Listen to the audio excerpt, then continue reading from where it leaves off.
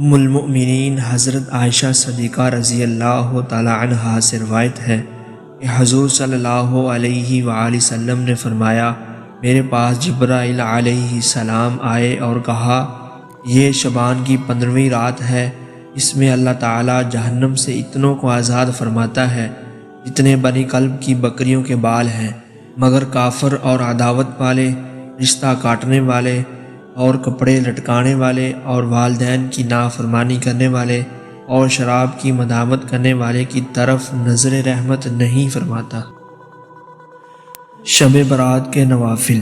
شب برات کی رات کو 100 رکعت نفل نماز اس طرح پڑھے کہ ہر رکعت میں سورۃ فاتحہ کے بعد 10 بار سورۃ اخلاص پڑھے۔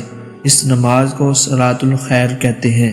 جو شخص یہ نماز پڑھے گا، اللہ تعالیٰ اس کی طرف 70 دفعہ نگاہ کرم فرمائے گا اور ہر نگاہ میں اس کی 70 حاجتیں پوری فرمائے گا اور ادنی حاجت بخشش ہے۔